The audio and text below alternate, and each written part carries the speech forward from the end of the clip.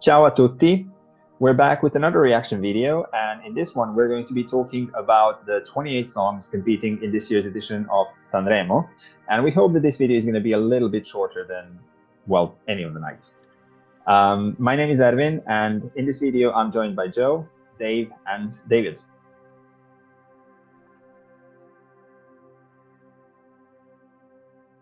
We're going to start with Colla Zio and their song Non Mi Va. Yeah, for me, Colla Zio is probably my favourite. So we're starting with the best, so it's only going to go downhill from here. I just love the fun that they bring. They came on stage the other night like Polapunk from Iceland a few years ago. Bright colours, great dance moves, great rapping. It's just a bit of fun. And I think that, honestly, Tuesday night we had ballad after ballad after ballad. Majority of the 28 songs are ballads, so having just an injection of fun is so much needed.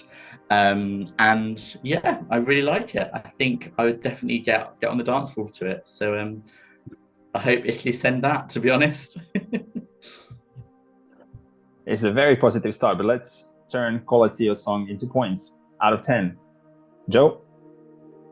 It's not quite as good as Asfalto, which was their Giovanni song, but it's still very funky, so I'm giving this an 8. Dave? I agree with David. It's really fun in amongst all the ballads, so I give it a 7. David? I'm going to give it a 10.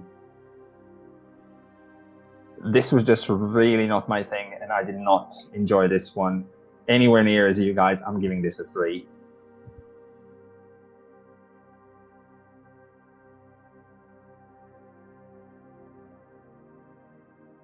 We're going to continue with the second song, which is Cause per se, performed by Sethu. So Sethu is another act like Colla Zio who came through Sanremo Giovanni in December, and he's of that cohort. He's probably one of the less sort of poppy singers. I really wanted to get behind this song. Like, it has a lot of elements of songs I listen to outside of Eurovision, a lot of post-punk, sort of 1975, and British, what have you.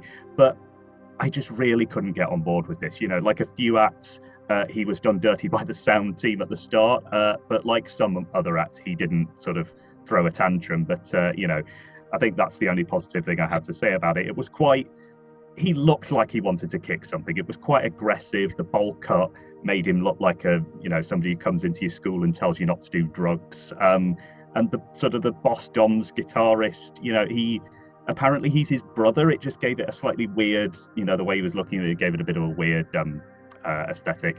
Yeah, I can see why the Sala Stampa did not get behind this. Out of 10, Joe? I gave this a 4. Sorry. Dave? I took a few points off for the ripped jacket, so I'm going to go with a 6. David? I'm going to give it a 7. I love the haircut, and it was a pretty funky song. I'm going to give this one a 5. It kind of sounded to me like it was an intro to like an anime or something. That's the only thing I remember about it.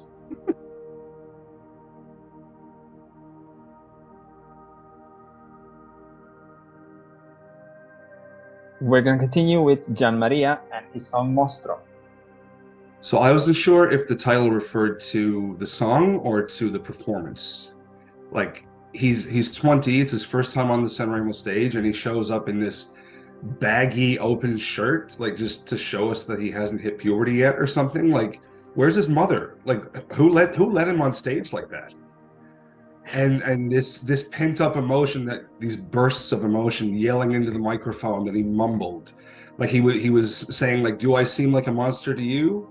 I lost myself. No. I couldn't understand everything he was saying. And the song itself, like, I feel like I've heard it a million times before. There's nothing really that unique about it. So I thought the chorus was just okay. So if he's trying to be emotional, I don't think it's coming across too well, especially live. Out of 10 for Mostro. Joe?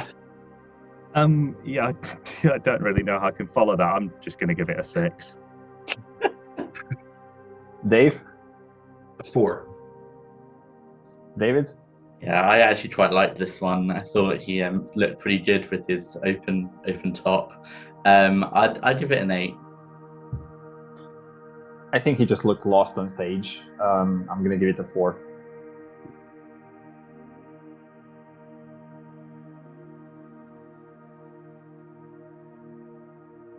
The fourth act we're going to be speaking about is Olly with his song Polvere. Now, I always enjoy this kind of music and this kind of songs in Sanremo. However, I feel that like the autotune was overused and abused in this song. And during the first night, this was one of the only songs that was like full of life and that it actually worked on stage really well. But it does make me wonder how the song would sound like there was no autotune in it. It's a really good song. It was really well performed. Olly has a lot of charisma that he showed and very good stage presence. And like whilst watching it, one can easily see like how much fun he has on that stage. Also, apart from that, the song really is catchy. The background music of it in some moments, it reminded me a bit of like Eurovision background music from a couple of years ago, but I couldn't figure out exactly what year it was. But yeah, like overall, I really enjoyed it a lot more than I thought I would. Let's score Polvere out of 10, Joe. Yeah, I like these sorts of additions to Sanremo. It's, you know, autotune's inoffensive now and again. I'll give it an 8. Dave? I thought it was fairly average, so I said 5. David? Yeah, I compared it to Owl City the other night with the vocoder kind of auto-tune, whatever you want to call it. But I thought it was pretty good. I'll give it a 7. I'm going to give it a 7 as well, mostly because of the auto-tune. Without it, it would have gone higher probably.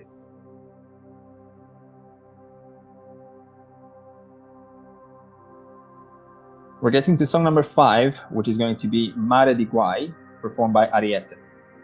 Okay, so Gardas wrote 2 of the songs at this year's contest, which, you know, is a bit of a low number for him by modern day standards. But so one, which we will come on to later, is an absolute classic, and he put tons of care into it. And this one, he might as well have found at the back of his dusty kitchen cabinet. You know, it's a fairly, there's no real personality to it, apart from that sort of, you know, Stardust ethereal piano intro. There's no natural build. It's just all very one note. In fact, there's kind of less than one note in the vocal line, really. Ariete looks quite uncomfortable. Like, I don't know if she was trying to get Fanta Sanremo points or whatever, but the outfit just sort of swallowed her up on stage. She's clearly a very competent performer, and, you know, I wish her all the best, but there's only so much talent this song is actually capable of showcasing, and yeah, it was a no from me. Out of 10? I gave this one a 3. I'm sorry. Dave? I oddly didn't like it, and then the more I listened to it, I finally liked it a little bit more, so I bumped it up to a 5. Okay. David? Yeah, I thought there was something quite Francesca Michelin about the song, so I gave it a 6. I also did not really enjoy this one, and I gave it a 3.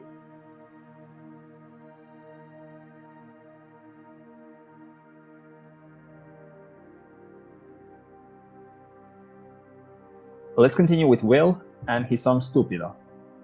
I'll be honest, this one didn't stand out to me a great deal when I first listened to it, when I first heard it. I think it's, with a lot of Italian songs, they tend to get better the more you listen to them. I don't know if that's some sort of Stockholm Syndrome kind of effect coming into play, but yeah, I think it's a nice enough ballad. I don't think it's kind of extraordinary in any way. I don't think it's bad. He performed it well. He sounds okay. Yeah, it's kind of, I wouldn't turn it off if it was playing, but I probably wouldn't want to play it again straight after, which, take that however you like. How did you like it, Joe? Out of 10? It's just a taller version of Ultimo. I gave it a 6. Dave? I kind of agree with David. Nothing overly special about it, but I will give him a few points for having the balls to go on a Stupido tour this summer, so I'll give him a 4. David? Right down the middle, 5. I quite enjoyed this one. It was fun, and I'm going to give it a 6.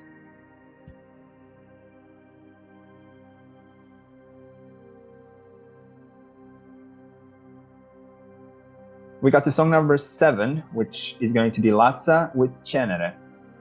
Yeah, I kind of see how this got 7th overall after the combined vote after 2 nights. It's kind of some radio-friendly rap. It's not too hardcore, so it's pretty easy listening. The song seems to be about a troubled relationship, like so many of the songs are this year. And I just find the imagery interesting. Like he asks his partner to sweep him away like ashes, erase his name, make him disappear in smoke. But then at the end of the song, he wants the relationship to keep going, and they both become reborn together from the ashes. So I don't know, it sounds maybe more so like jury material than televote material, but overall I thought it had a great beat, great vocals, lyrically strong, so fairly well done for Sanremo this year. Well, let's go 10 out of 10, Joe. I'm a sucker for Italo House. I'm a sucker for Dardos. This is art. I'm giving it a 10. Wow. Dave? Okay, it's not that good. Calm down. It's a 6 for me. David? Yeah, no, I'm more leaning towards Joe, perhaps quite not as enthusiastic, but I think it's really, really good. I'll give it a 9. I also quite enjoy this. I'm going to give this one an 8.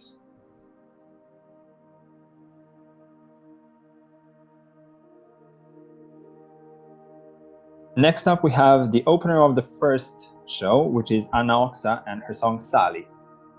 This was exactly the type of song that I expected her to bring to Sanremo.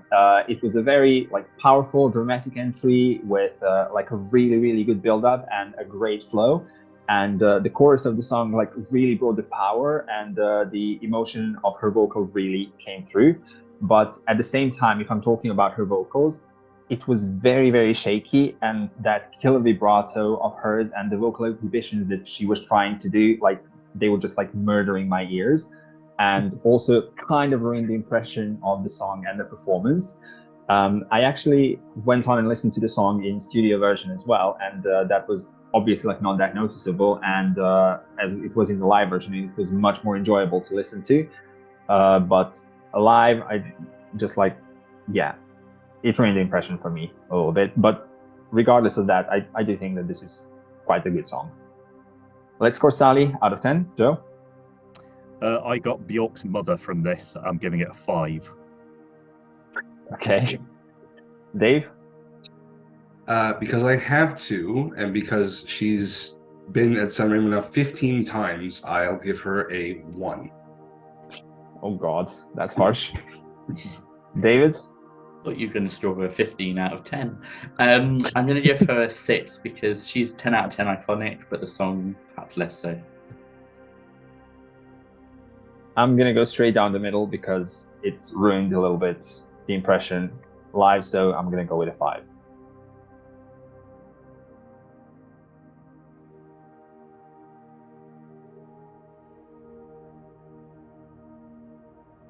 Let's continue with Levante and her song Vivo. Yeah, so back in, in 2020, she performed Tiki Bom Bom.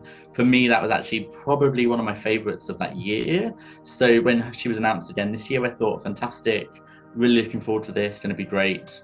Then she took to the stage and sung the song, and I'm unfortunately less enthusiastic. I don't think it really goes anywhere. I think her voice is nice enough, but it's got that kind of Italian smoker thing going on that, again, kind of puts me right off. It's okay. I can't really kind of run home with it. I'm just disappointed because she's given us something so good in the past that this is just a massive step down. But fun fact of the day, she's who Diodato was singing about when he sang Fire Amore. So maybe she deserves some points for that alone, to have to deal with that. Vivo out of 10, Joe? I liked it, but it was killed by the song that was on before it, so I've given it an 8 just based on that. Dave? Okay. She ends the song by saying she's living an erotic dream. The joy of my body is a magic art. So I kind of think she should deal with that behind closed doors and leave it off the Sanremo stage. So I'm going to give that a 2. Oh dear. David? For me, that makes me more excited about the song, but I'm going to give her a 3. Oh, wow. I'm going to go with a 4.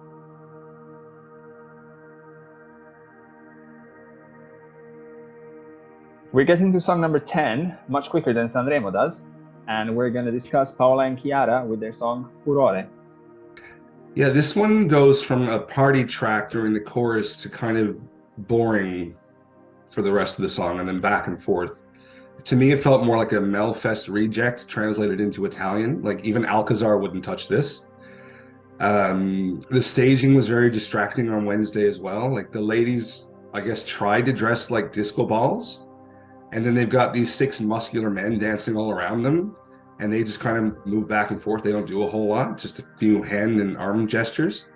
At one point, there was this strobe effect. I think they were trying to get the lights onto their dresses and create kind of like a dotter type effect, but that didn't really work either. It didn't reflect very well. And made it really hard to watch without suffering from a seizure, I found. So not the best. Out of 10, though? Well, after that, I mean, I have to give this a 10, otherwise my Eurofan badge is going to be rescinded. Okay. Dave? Just for livening up the party through all the ballads, I think I might have inflated my score here to a 6. David? Yeah, this is the one that's going to get all the Euro fans screaming and yes. So I'm going to give it a 9. I'm going to be the party pooper here. I'm going with a 4.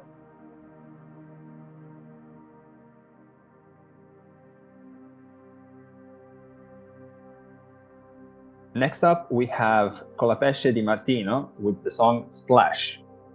When they entered Sanremo the last time, I wasn't immediately a fan of their song, which was Musica Leggerissima, but after Sanremo, I really fell in love with it, and it's actually one of the songs that I'm still listening to on my Spotify.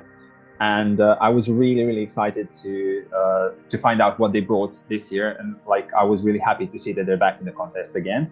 And to be perfectly honest, I was not disappointed, like even the slightest, because this song has a great flow, has an amazing beat, has a really powerful chorus, and the guys just sing it amazingly. And I also think that like the two of them went a step forward this year because they really put themselves into the performance of the song as well. I loved also how the song at like one moment is a little bit brought back down before the final verse, and then goes stronger again into the final chorus. And yeah, I just loved it, and this is definitely another addition to my Spotify playlist for sure. Splash out of 10, Joe? If you've not seen the music video, go and watch it now. It's utterly weird. It's got Father Christmas in it. They're eating popcorn on a building site. It's strange. Song's amazing. I'm giving it a 9. Dave? And to Joe's point as well, look at the lyrics. It's lyrically all over the place, but you figure out in the end why it's called Splash. So for that alone, I'll give it a 7. David? Yeah, this is one of my favorites. Really, really love it. Much better than their last entry as well, which is also good. I'm going to give it a 10. I'm definitely going to check out that video, but even without it, for me, this is a 10.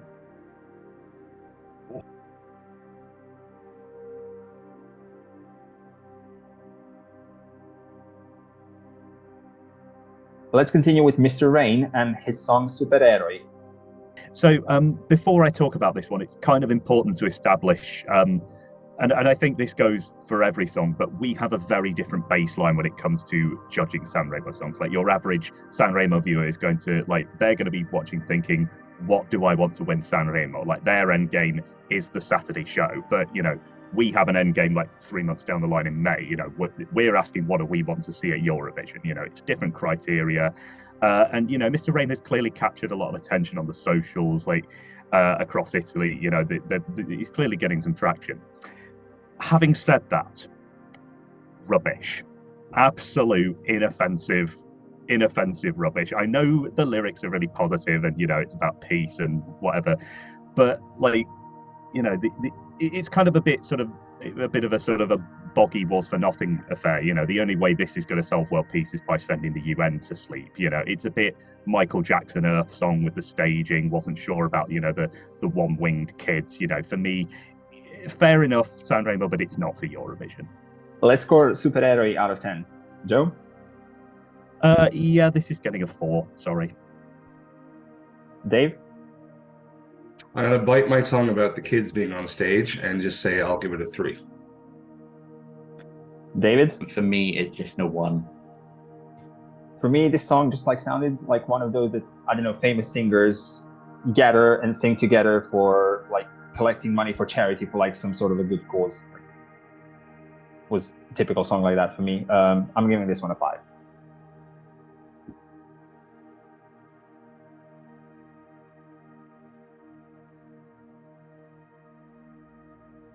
Song number 13 is going to be Lasciami, performed by Moda. Yeah, so Moda have been to Sanremo many times. I think this is their 4th appearance now. This one's kind of a rocky, poppy type song, and a different kind of breakup song compared to all the other breakup songs that we have at the Ariston this year. So he doesn't really want to hurt his partner, but at the same time, he's never going to forget her. So you can hear a lot of emotion in Keiko's voice as he sings. But to me, if I were driving and this came on the radio, I think I might risk falling asleep and driving off the road. So not my cup of tea, sadly. I don't know. It would definitely keep me awake. Has the power for it. Yeah. Let's score out of 10. Joe? Yeah, I'm a sucker for dad rock with, lead singers with Lego hair. I'm going to give this a 9. Dave? That's a 4 from me. David? Yeah, it's not my thing at all. I'm going to give it a 3. I'm with Joe on this one. This one for me is a 9.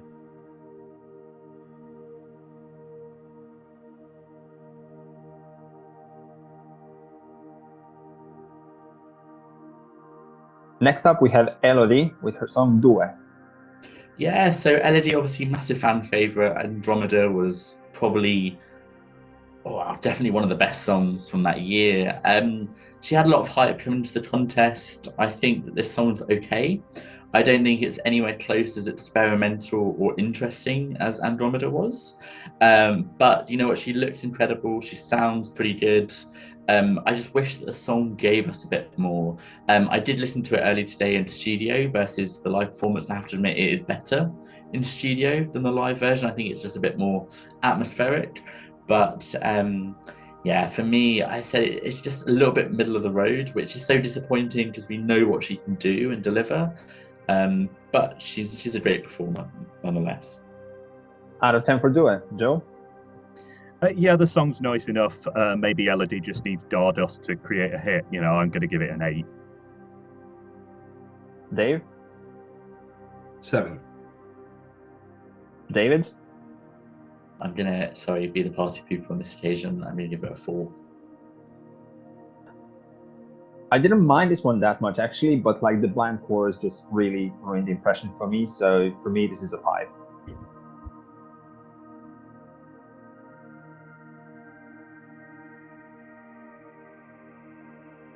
We're halfway through, so let's continue with Terzo Cuore, performed by Leo Gassmann. We see a song like this in Sanremo every single year, and it just works every single year. Leo was just like oozing of positive vibes, positive energy, and like one can just put aside it, like he was off key here and there, but he really gave it all. He was full of energy, like very charismatic, and he showed like what a good performer he is. The song grows kind of like gradually, and it gains more and more power as the song goes on. He proved that he's an amazing performer, and you don't need to be the best singer to be an amazing performer. And I think that like the song is quite strong, and this is something that I will probably listen to after Sanremo as well, because I really enjoyed it. I don't know. Out of 10 for Leo Gassmann. Joe? He's a cheeky little fella, like the camera kiss. I'm going to give this a 7. Dave?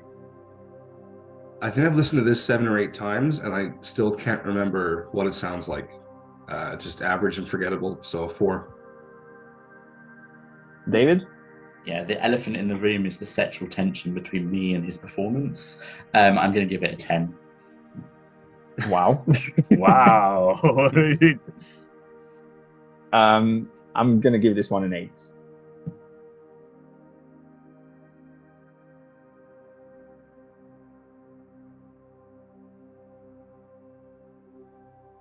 Next up, we have Giorgia with Parole dette male. So yeah, before I properly chat about this one, just a quick shout out to Georgia's composer and conductor, who is actually called Big Fish. I just needed to get that out there. Unfortunately, when it comes to the song, if we're continuing with the analogy, it was something of a wet trout. Giorgia was second in the odds going into the show, and I was promised kind of a pre-race favourite, sort of soaring Sanremo ballad, and what I got was a fairly shrill Italian Whitney impression, like vocal acrobatics and everything. You know, one thing I love about Sanremo is that they often just get on with the job, like they just sing their song, like even the final chorus. You know, there's a bit of recitative, and then they'll just sing the melody of the final chorus. There's none of this sort of mirrored harmonies in the main vocal. But yeah, it just took something away from that. It felt a bit out of place.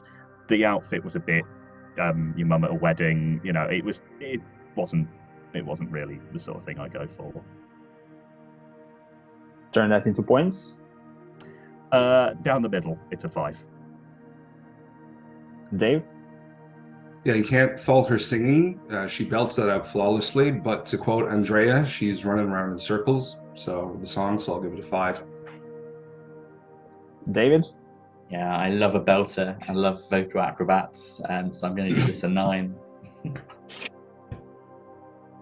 For me, it was nice, pleasant, powerful at times. So for me, this is a 7.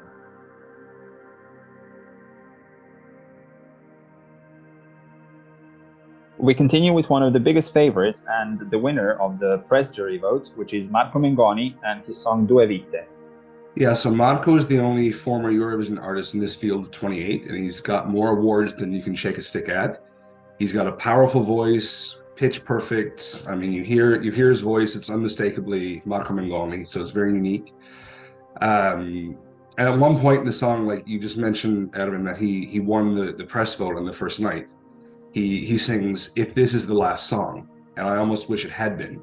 There was no need for the other 10 to go after him. I felt like that was it, like we had our winner there.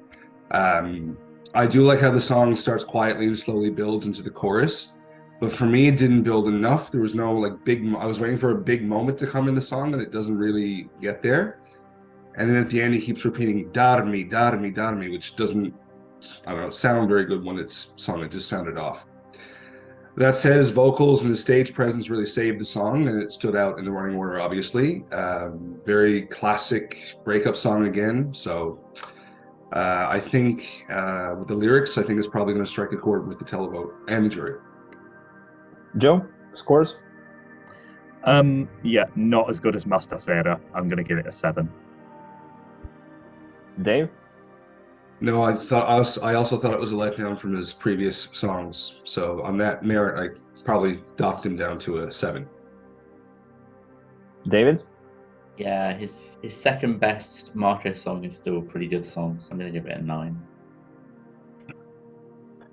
For me, this is a huge step up from L'Essenziale, and for me, this is also 9.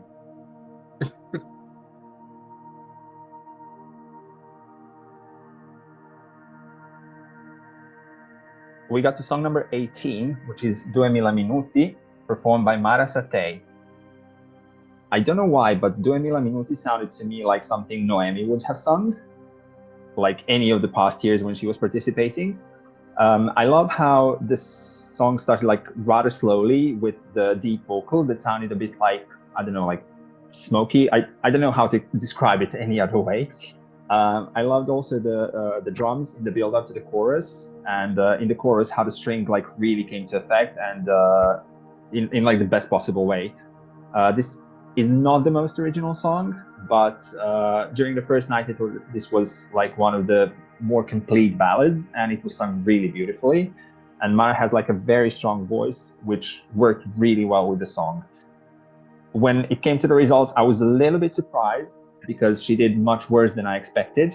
And like after the full ranking, that like she was only 12th with the press jury, because based on the performance and the song itself, I expected her to possibly be like very close to the top 5 on Saturday.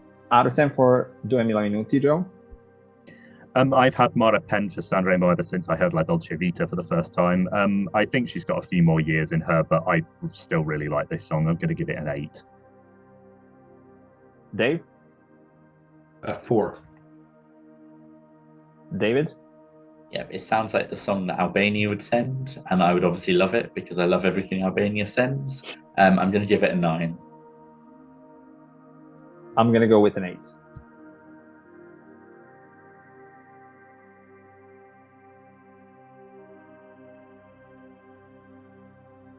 Next up, we have Cugini di Campagna and their song Lettera 22. So this was an absolute blessing. Like, given, and you alluded to this earlier, David, like given how samey and sort of mid the opening of that first night was, like I just dropped everything and gave this absolute full attention as soon as these four went on stage, like in silver shell suits and with rainbow guitars. Like, you know, apparently these guys inspired Måneskin. Like, you know, it did. I mean, I find that weird as well, but it did come across a bit more sort of holiday camp sing along with your grandparents than I would have liked. But the song itself, like when you just listen to the song, it is an absolute banger. Like, you know, if Morandi has taught us anything, it is do not count out the old guys at Sanremo. And like, this did a lot better than I thought it would with the Sala Stampa as a result. Like, I actively found myself, this is one of the few songs I found myself singing along to, like on my commute the other day, like just sat there on the tube, like, you know, no lasciarmi solo. Like, there's something very, you know, simple about this. It's camp, it's everything I needed at that moment, and, you know, all the best to them. Out of 10, Joe? This is getting an 8. Dave? For me, it's a 4. David? Yeah, it's pretty kitsch and everything I don't like in Eurovision, so I'm going to give it a 1. Wow. I'm going to give 7 to Italy's answer to the toppers.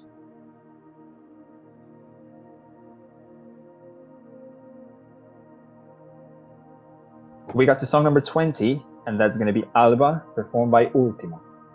Similarly to Elodie, right? Another one that had a lot of hype come into the contest. I think actually he was the favourite to win before the song started to be performed.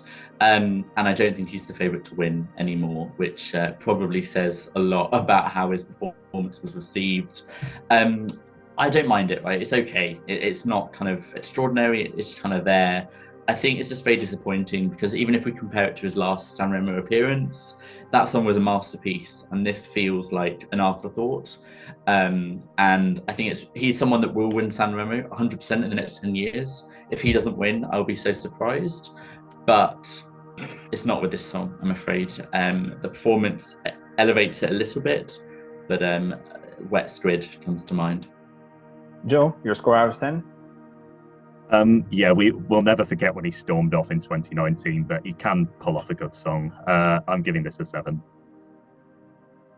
Dave? I don't know.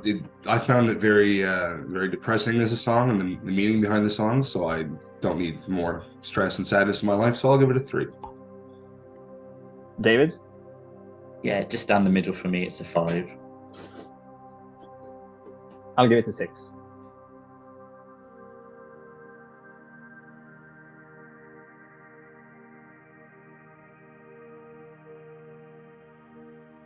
Let's continue with Madame and her song Il bene ne male. One word here, and that is wow. I had my jaw on the floor the whole time I was watching this. Like, Madame has proven that, one, you don't need Stardust to land an Italian club banger, but secondly, apparently you don't need to speak perfect Italian. Like, I was talking about this song with my Italian work colleague, Nico, if you're watching, hi. And she said that she really didn't like it because, like, her diction isn't great, but like, I don't really care about that. Like, that is her style. Like, it's a bit trap, it's a bit, you know, pop.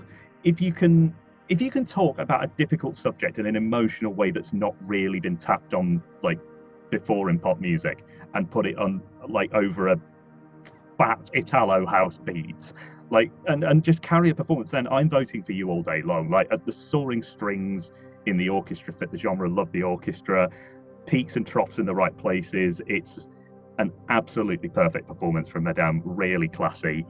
I absolutely love this, and I want to dance to it in Liverpool. Please let me. Points, Joe? Easiest 10 I've ever given. Dave?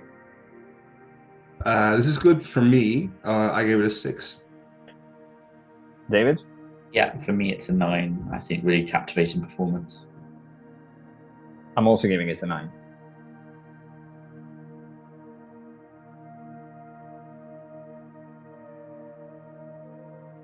7 left to go. Let's continue with Gianluca Grignani and his song Quando ti manca il fiato. Yeah, so he hasn't been to Sanremo now for almost a decade. I think it was 2015, the last time we saw Gianluca at the Ariston. Very 1980s sounding song for me, and if it were up to me, I would send it back to the 80s where it belongs. I guess it's for him, it's nostalgic, it's emotional. There's obviously the father-son bit in the song, but the whole package for me, I found it boring. But he looks fantastic for a 50-year-old, so I'll give him that. Quando ti manca il fiato, out of 10, Joe? I feel like this performance was like 80% Enrico Melozzi just thrusting at the orchestra, but you know, he's got a nice rock tone, so I'm giving this an 8. Dave? Just a 3. David? It was serving meatloaf, to be honest, and not the tasty version. I'm going to give it a 2. The only thing I liked in this performance was the conductor who was going wild. That was it. That's the only thing I remember. So for me, it's a 3.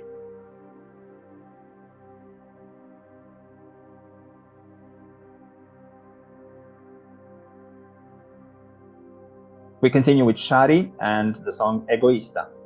So I recognise her because I'm sure she won Amici, or she did very well on Amici a couple of years ago, which I dip in and out of. I was looking forward to her song, and I think she delivered. I don't think she's delivered a Sanremo winner. I think she's delivered a song that would be great at Eurovision, but unfortunately probably won't get the chance to go. It's very interesting. It's very unlike Sanremo. It's modern, it's kind of hip, I don't even know really how to explain it, but it's quite experimental in a way, I think. I think her voice does grate a little bit on it, but I think all in all, a really good performance. She could probably do with a bit more stage presence, but in terms of the song, it's one that's definitely going to be added to my Spotify playlist going out of the contest. Out of 10 for Shari. Joe? I got Gwen Stefani doing Amy Winehouse. It's a 6. Dave? Yeah, I tend to agree with the Sala Stampa here. This is a really, really dark song, so it wasn't my cup of tea, so it was a 3. David? I'm going to give this one a 7. I'm going to go with a 4.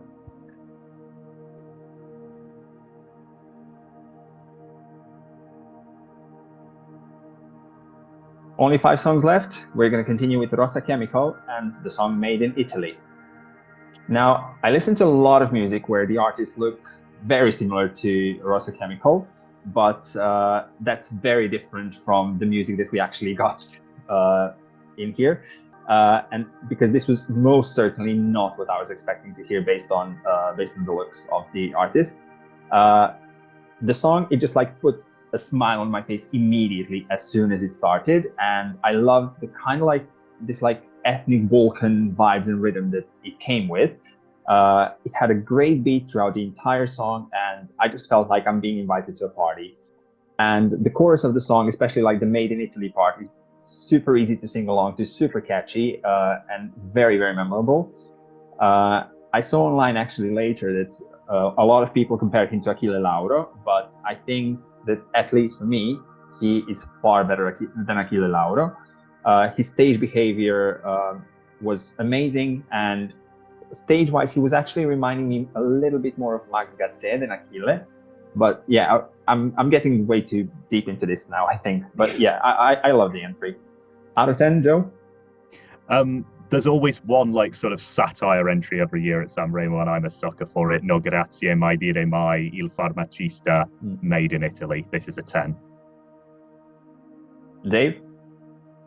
Yeah, I was shocked to learn he's a Gucci model, not your typical model. Yeah, so that was interesting. And yeah, like you both said, it's a fun song, especially thrown in with all these ballads this year. So for me, I gave it a 6. David? Yeah, it's not my personal favourite as a song, but I would love Italy to send us to Eurovision. It would be such a statement. So for that, I'm going to give it an 8. This is getting a 10 for me.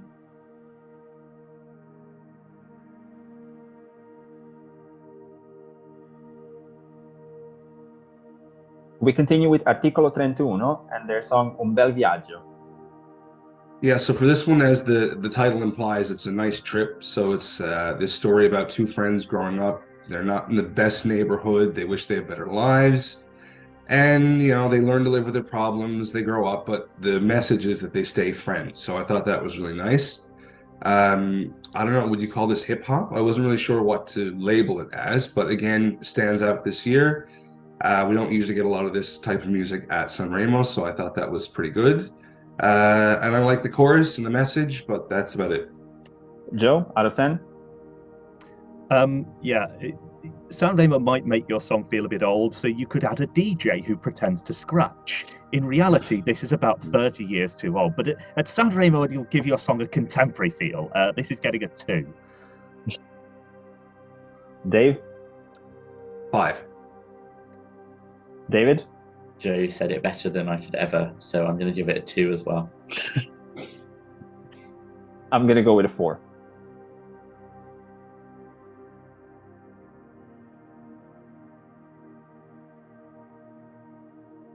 Three left, so let's continue with Elodie with Se poi domani. This song starts like your, I don't know, typical radio-friendly ballad, but as the song was going on in the beginning, I realized that like it just sounds so familiar. And as the chorus started, I remembered like which song this reminds me to, because it has a very similar melody as Maria Haukas Torreng's You Make My Day, which he competed with in Melody Grand Prix 2010. Still, Elodie, he performs the song like very convincingly. He's vocally very strong and really puts himself into that performance. And also, I kind of liked his blue suit. I think it's a shame that like it all sounds like it's been heard before, and it kind of sucks a little bit that it reminds me of another Eurovision related song from like 13 years ago. But yeah, it was nice. Out of 10, Joe? Ervin, you mentioned you liked his blue suit. I liked another element of his outfit. Just a second. This is getting a 7. Dave? Well, how do I follow that? I throw this song on maybe a Valentine's Day playlist. Nice little song, like you said, maybe some nerves on stage as well. I gave it a 6. David? Yeah, I thought it was well performed. I also like the blue suit and great sunglasses. I'm going to give it a 7. I'm going to go with a 6.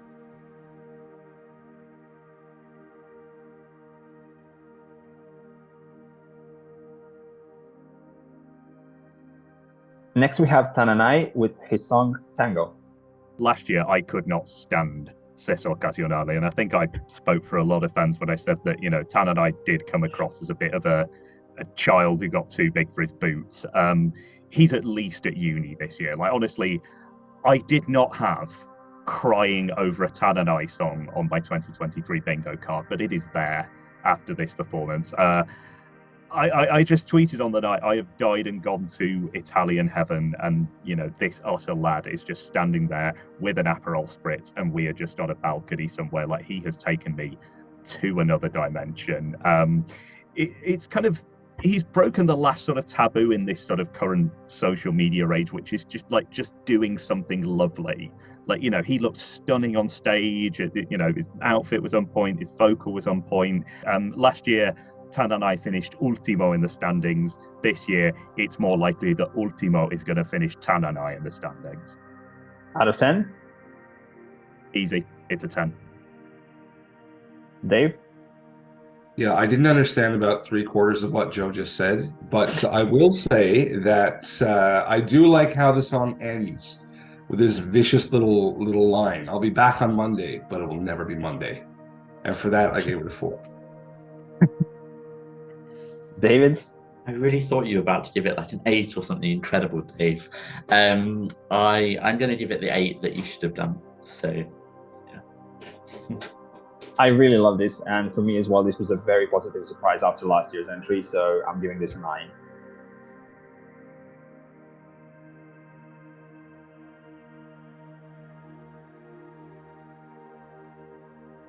as our last song, we have Come Cos'è with L'Addio. I know a lot of people are really enjoying this one, and I'm not really getting it. I feel like I should. It's the type of vibe and song that I normally would absolutely lap up. But there's just some disconnect there that I can't put my finger on. Performance-wise, it's quite interesting, I guess. It stands out for that reason. But I said there's just a blocker there that I have with the song.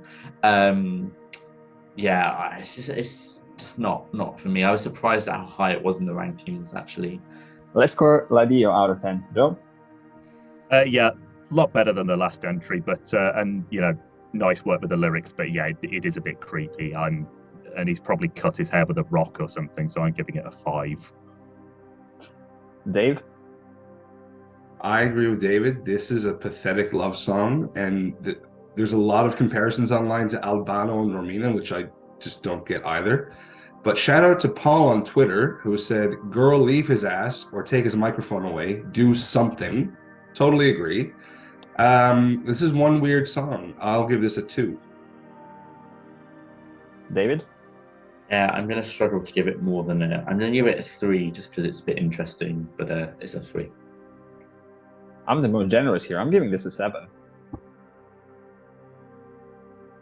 As you can see, based on our thoughts and personal opinions and personal music tastes, Collapesce Dimartino are our winners with 36 points, and we have a tie for second place between Madame and Rosa Chemical, who both scored 34. Now, this was, as I mentioned, based on our personal opinions and personal music tastes, but let's think generally and let's try and predict who is going to win Sanremo this year. Joe? So Marco Mengoni's taken the first lead, but we didn't think Mahmoud was going to win in 2019. We didn't think Måneskin was going to win in 21. There are young people watching Sanremo as well. Madame is going to win. Yeah, I think Marco, it's his to lose, and it could be a dark horse here, and maybe it's Collapesce Dimartino. So I'm going to go with him. I think with the voting changes, the way they're showing the results compared to those previous years, it does make it a lot more obvious earlier in the week who's going to win. So I think it will be Marco, as predicted. It's been a couple of years since a band or a duet won, so for that reason, I think it's going to be Collapesce Dimartino. Thank you all for watching. Make sure to let us know in the comments down below whether you agree, whether you disagree with any of our thoughts and our opinions, and make sure to let us also know who your personal favorite in Sanremo is. And subscribe to our channel if you want to watch more reaction videos just like this one, and to also keep up to date with all of our coming up interviews with both national final entrants as well as with Eurovision entrants. And I want to thank Joe, Dave, and David for joining me today for this video, and we're going to see you very soon with our next reaction. Bye, everyone. Arrivederci. Alla prossima. Ciao.